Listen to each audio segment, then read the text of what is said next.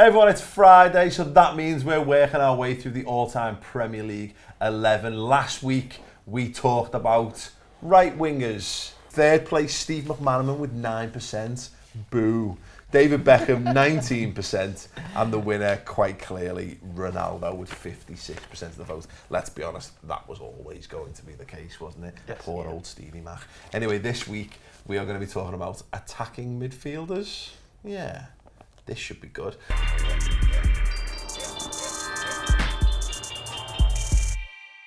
But we're going to throw some honourable mentions out first. That's honourable mentions. That's not your actual pick, Right. but someone you think that deserves to be picked, but we're not going to. Flav, I'll start with you. Yeah. Who are you going with? Janino. Janino of Middlesbrough fame. Yeah, back when I Twice. back when I really loved football, when I was in my youthful sort of Before life got on top of you. spunk-filled teenage years. Right. I used to what's the problem? I don't We're all know. That men. could mean We're all anything. men. I don't Most really of want to them know. out there are right? men. All right, we all know what I mean. 94%. Right. Isn't it? 94%, and six women are very lucky. It was just this magical time for Middlesbrough, this kind of tin pot club from the north that don't really deserve any of these players. Ravanelli, Emerson, Janino. This was real flair, that they. Do you think didn't- you're complimenting teams when you say that? When you do this tin pot shit? That's a phrase used more than any other phrase. Tin pot. It was a beautiful time when these tin pot little shitty clubs. Yeah, those tin pot clubs Exactly. get Yeah, those I like players it. like Jurgen Klinsmann and etc. Why are you so sensitive about being called? I think you need to show other clubs a bit more respect. Why? They're my rivals. I hate every other one. of them. Middlesbrough. Tin pot. No, the tin pot thing's. I think if you talk about it now, when Spurs are a competitive force at the top of the league, fine. But you remember the '90s? Yeah. You were the biggest tin pot club going. I know what we? you're talking about. Were we though? People like Middlesbrough as much as, if not more, than Spurs around that. Yeah, that good. time. Like if you're hated, you're doing something right. No one hated you. No, just no one thought about you. But look, back to the subject. terrific He was magic. He was just a joy to watch. He'd get the ball and float past players, 3 or 4 at a time, in a kind of flair-filled Middlesbrough team, but not a great Middlesbrough team. It was they had this way. That team had this way about them. They're doing amazing things. Obviously, Ravanelli up front, and he was doing his. He complemented Janino. So those two big flair players were just fantastic. But that geezer, he was 5'6". Again, really tough Premier League. Very as forceful and as fast as it is now, and he really tore it up and set fire to the northeast really. And I remember it and actually loved watching him play. And I think for that and the fact that some of the viewers won't remember him, you should go back on YouTube and see some of the things he'd done. Yeah. He was magic. Well, there was an interesting theory we had about Middlesbrough at that time, that they must have been selling it to the players like, it's only 200 miles to London, which when you're from Brazil, 200 miles is nothing. You go 200 miles to It's on the coast. Yeah, exactly. Lovely. London's just a hop, skip and a jump away, whereas the actual reality in England is 200 miles is like is harrowing, whereas it's just it's a big straight road in Brazil from one place to the other.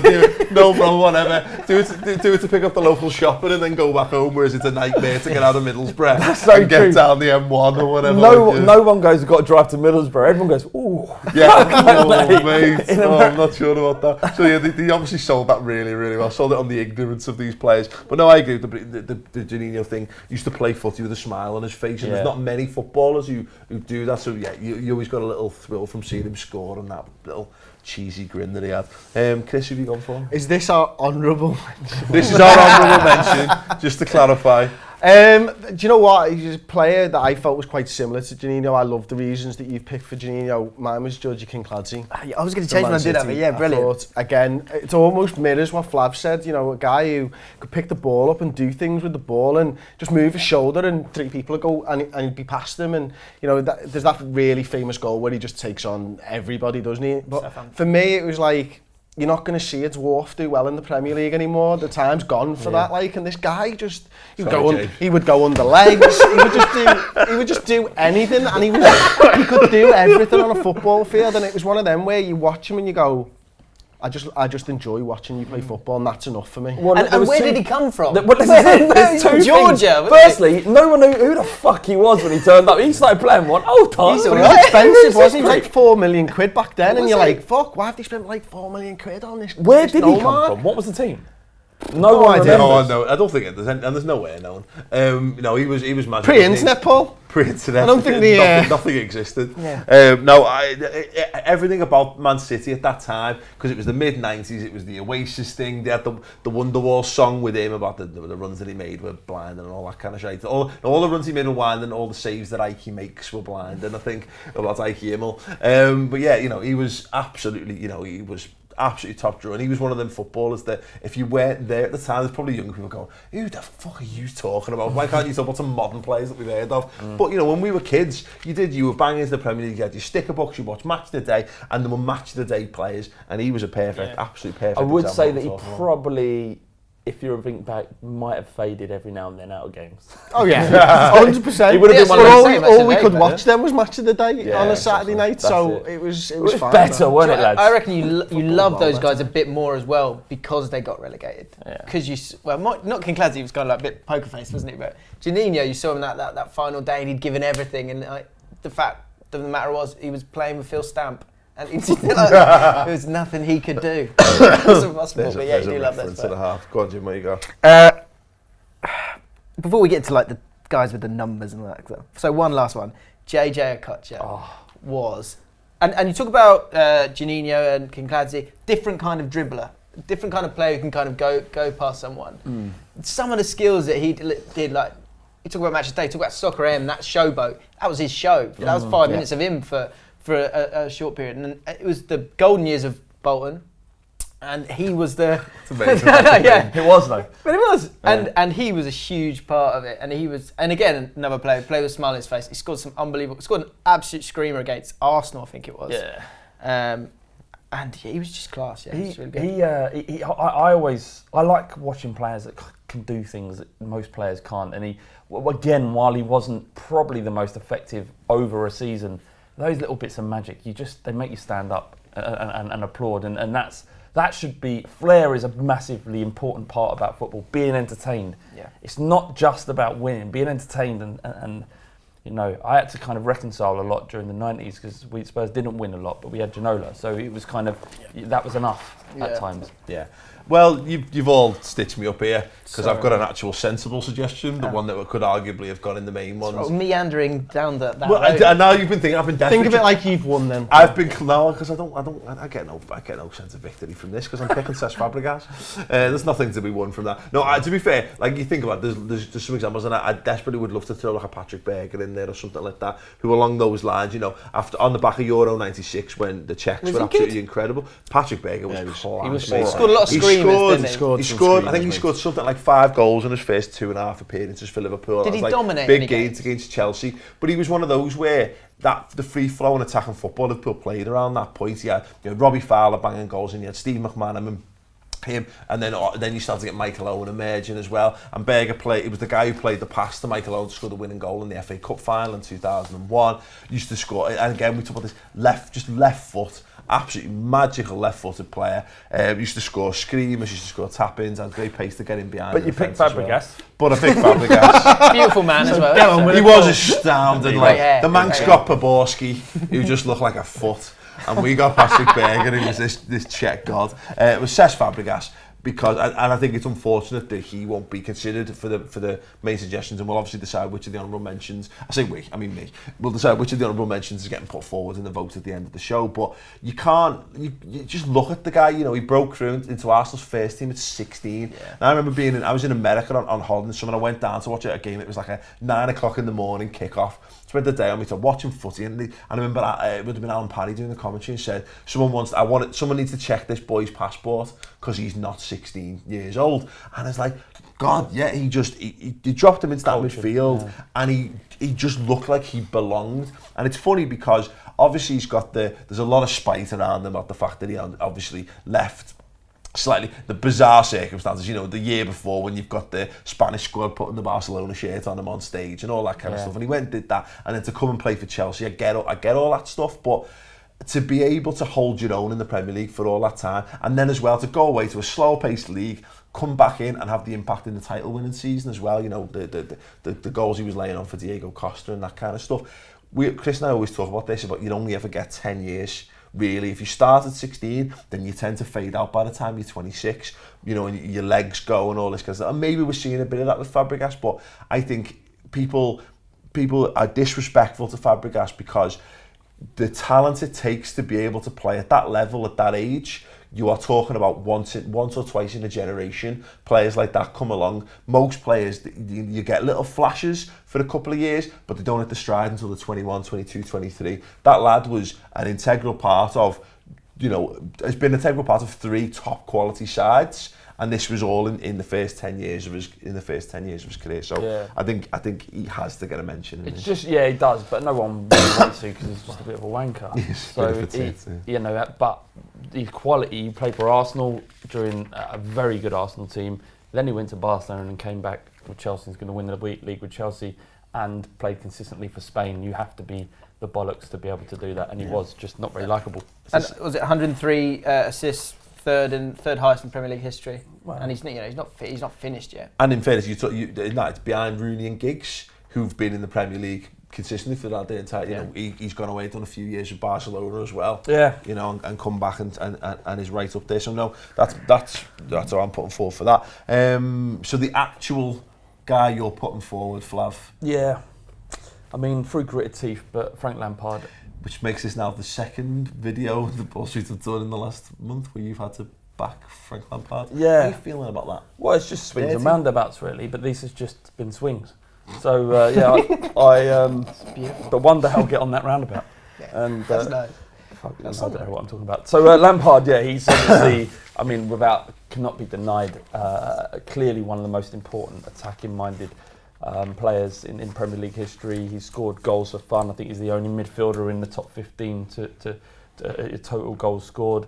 You know, 20 plus goals a season was what you expected from a midfielder, from Lampard. And as a midfielder, that's insane, really. Yeah. If you look back, I think if you're comparing, he often gets compared to Gerrard, but he's done a lot over his career. He's achieved a lot more. It's difficult to say who is the better, but in terms of actual honours, Lampard takes it, doesn't he? You know, he was the longevity as well, you know, a couple of years older than Steven Gerrard and still, you know, kept going for that for a few more years. Yeah, I mean, I can't tell, I probably couldn't split them if I was just saying who do you want more in your team, but, you know, looking at what he's done over his career, you know, he's a PFA Team of the Year 3 years in a row, UEFA Midfielder of the Year in 2008 and was second in the Ballon d'Or, which is mad, behind Ronaldinho, although that year Gerrard was third as well. So I can't see past Lampard. Okay. One thing you can say with Lampard is the fact that's 2005 when he finished second in Ballon d'Or.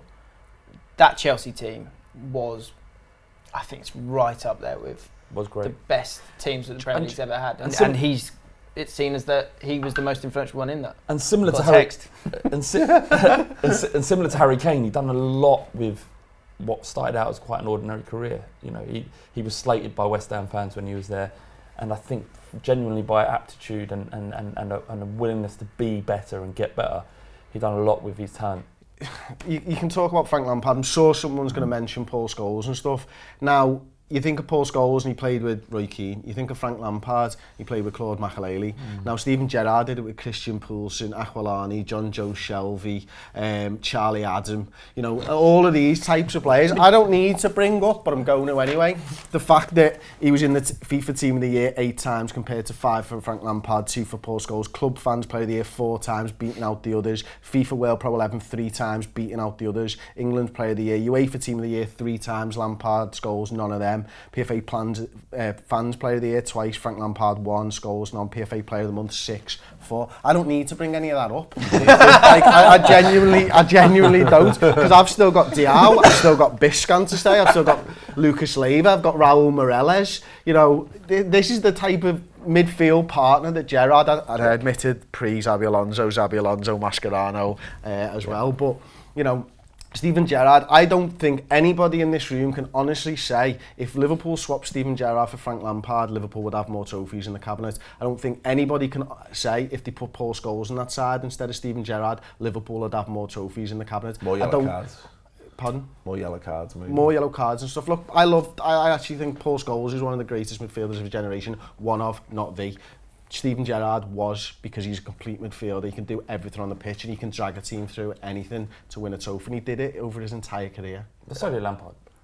It's what? I don't think he dragged, did he? I think he was, you can't argue his contribution, but that's the thing of you look at you can't help but look back, and we have to mention it because it was still a touchstone of our lives in football. But there's the guy who scored the opening goal at Istanbul, the first goal that sparked the comeback. Scored a header from the edge of the 18-yard box, wins the penalty by diving. Goes on, scores a 40-yard power driver in the FA Cup final. What was that cup final called? The Gerrard final. Konchesky final. The Konchesky final. The not West Ham final. Unlucky. He did it time and time again. He bailed his team out of the shit. And as Chris says rightly there, he played with some fucking misfits in his time around there. And it's that thing of Paul. He was a premium player playing in some very sub-prime football teams, whereas Scholes was never anything less than an amazing player and an amazing team. And similarly with Lampard as well, And you look, people will aim the no league titles at Gerrard, and that's fair enough. That's a credible argument. But if Steven Gerrard had moved after the Champions League final to Chelsea like they wanted him, we would be talking about him without question as the greatest midfielder the Premier League's ever seen. Does he lose a point? Not to Liverpool fans, he gains a point. What do you reckon, Jim? No, I don't think so. I don't. I'm a massive fan of Gerrard. I don't like. I think there's something to be said for dragging a team to do better than they would have done otherwise. I think that's what he has over Lampard. I think if you're doing it on numbers, I think Lampard wins probably because of the longevity and the lack of injuries as well, and just consistency of scoring goals. I think if it's about that kind of Roy the Rovers dragging a team and those moments as well of dragging a team, then maybe it's Gerrard. But I think if you think of a player of incredible talent, who there's one way you can say, he didn't play with he played with great players, Paul Scholes. So I'm going for Paul Scholes. He played with amazing players. He was the best player by a mile of those players, and that's not coming from. He wasn't considered that though at the time. He was though. Guardiola, out of everyone at Man United, I would pick out Scholes. He's the best midfielder of his generation. Zidane, my toughest opponent, Scholes of Manchester. He is the complete midfielder. He hasn't got the numbers because he had to sort of morph the way that he played as a player as he got older, because he didn't have the shell of a Gerrard, which I mean is something that you can have for Gerrard in terms of that argument. But the quality that he had and the way to, instead of maybe get the assist or whatever, the pass before the pass, or even game management, the way he could control a game in his later years, the way he scored important goals in his earlier years when he was playing a bit further up the pitch was incredible. And he retired, then came back and then shat all over it once again by just being that metronome. I think the great thing about this is that Lampard, Gerrard and Scholes, you could make an argument for all of them. I agree with what you've said, but I also believe Lampard is as well. So it's a fascinating one. I don't think there's going to be a closer. The experts say Scholes.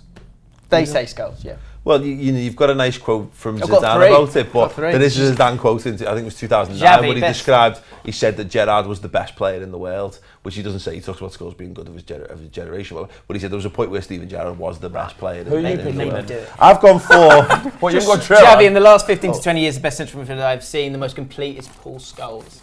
But you just said the experts say it, and yet the experts only voted him to the team of the year twice, whereas they voted Gerrard in 8 times and Lampard 5. Also, he was in the Ballon d'Or. We said you weren't going to bring that out. And you said he didn't get any votes, and you brought it out twice. You said the experts says it. Now 50 experts got a chance to vote for Paul Scholes. That's again, you're going for numbers. Anything can be convincing if you say it with conviction. He didn't get one vote. I completely understand. From the experts. I completely understand that when you're going with numbers, Scholes doesn't win it. But in terms of talent and controlling a game, he's got the one number though, the Premier League trophies. He's got more. Yeah, by I think 11 Premier League titles he won, which is just ridiculous, isn't it? And that's the thing. I know you don't like the honest thing, James, and I think in this regard it's tough. I've gone for a guy more modern, still playing, David Silva. Okay. And I think again, this is always tough when you're picking contemporary footballers, is because we haven't been able to look back or miss the eye at how someone played or whatever. And I think we will do with him when he eventually retires or whatever. We'll look back at his impact on the Premier League and be able to treat it for us. Now he's only won a couple of league titles, a couple of FA Cups, I think, as well. But he right now, I still think it's weirdly underrated. I actually think if there's one player in the Premier League that I've given anything to have seen play for Liverpool in the time that he's been in the Premier League, it's David Silva by an absolute mile. He's just so talented. His vision, his control, the fact that he could play, and obviously he's gotten a bit slower as he's gotten a bit older and whatever, but he could actually play in any of the positions across the front three as well. He started very much as a winger at Valencia, and he's ended up as an attacking mid, as a number 10 or whatever. Yeah, he played in the false 9 for Spain as well. He's and again, one thing that none of these guys have got that he's got is that repertoire when it comes to international honours as well. You know, he was in the Spanish teams that won absolutely everything. Maybe not as integral as as other players around there and what have you, but to be able to be in and involved around, it's not like he was Pepe Reina, who was the second stroke third choice goalkeeper who was only never going to get a look in. He was there. He was always there and thereabouts, being in and around Xavi and Iniesta. There's no insult to David Silva, and I think it's what's interesting about him is as well now the likes of like Jurgen Klopp, who he said himself recently, David Silva is the player that he most admires in the Premier League, and it wouldn't shock me if a lot of the current Premier League managers right now would probably have him in their top 3 players playing football. The thing that's a bit of a disservice to Silva is that he's a quiet, normal bloke. He's not got... Looks like Scholes as well, yeah, in that case. He's not got that crazy hair, he's not that marketable in that sense, and so he kind of does go under the radar a little bit. But I think, as you say, in that Scholes mould, he kind of... The top people love him. He almost changed. He the number 10 position and the 4-2-3-1 came into it late 90s in Spain, didn't it? And then it got more and more popular through the 2000s. But it wasn't really, I don't feel, until David Silva entered the Premier League that the number 10 really started as a massive fad across the Premier League, because everyone was like, look at this guy, look, he's picking up spaces on a football field that no one else is really doing. And I think when you look at David Silva, I don't think you can aim that at the other 3 players we've talked about. I don't think he's defined. I don't think the other 3 players defined a position, whereas David Silva has defined a generation of positions of number 10s that have come into the Premier League. And it's a massive credit to David Silva and what he's been able to do. I think also as well, that most in that 4-3-3 that you often see, and it's tweaking every second, but Silva's able to play out wide, be one of those guys who plays out wide and does that, whereas everyone else is really powerful and is able to drive past people, whereas he's got the quality to glide past people, but his vision is amazing. He's graceful as well on the football field, and you like watching players like that, don't you? We don't see enough of them. So there we go. So the shouts that have been absolutely cast iron put forward, therefore, are Frank Lampard, Steven Gerrard, Paul Scholes and David Silva. And as my role host, I am going to pick Cesc Fabregas as the additional choice for that. So you can make your pick. Who do you think is the greatest attacking mid, let's call it for the sake of argument, in Premier League history? Vote by clicking the I in the corner of the screen. If you want to have any additional thoughts, maybe players we've missed out you think deserve a mention, or if we've got it completely wrong, by all means leave your thoughts in the comments below. Click the thumb up button to tell us how much you like each and every one of the players that we've put forward, and check back next week. We're going to be moving on through the squad and we're going to look towards the strikers. Wow, that's going to be an absolute belter. If you haven't done so already, click the Ball Street emblem, subscribe, and we'll see you back here next week.